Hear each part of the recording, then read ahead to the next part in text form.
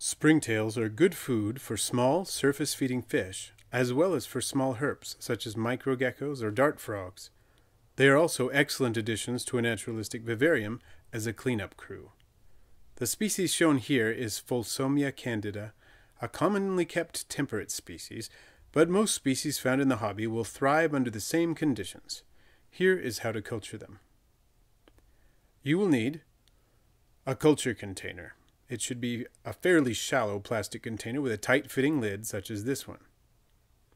Substrate. The most frequently recommended substrate is 100% natural lump charcoal, which is sold for use in barbecue grills. Do not use charcoal briquettes, many of which contain chemicals that could be harmful or fatal to the springtails. You may also use horticultural charcoal or activated carbon, sold for use in aquariums, but the latter tend to be more expensive. Distilled or otherwise purified water, food, brewers or nutritional yeast, or uncooked grains of rice. A starter culture. Depending on the size of your culture container and charcoal pieces, you may need to break some of the pieces of charcoal into smaller sizes.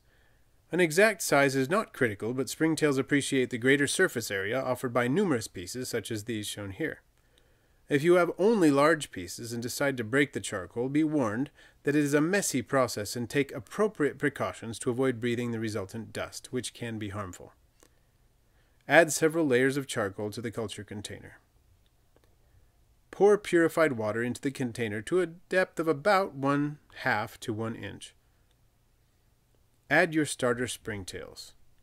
Then add a small pinch of brewer's yeast or a grain of uncooked rice. Feed the springtails as they finish off their previous meals, every day or two. Because the lid is fairly tight, you will need to open the containers nearly every day to admit fresh air.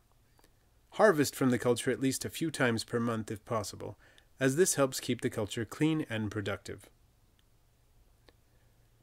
To harvest small amounts of springtails, simply remove a large piece of charcoal from the surface of the culture and blow or tap it off into another container. To collect larger numbers, pour additional distilled or purified water into the culture container until much or all of the charcoal is covered.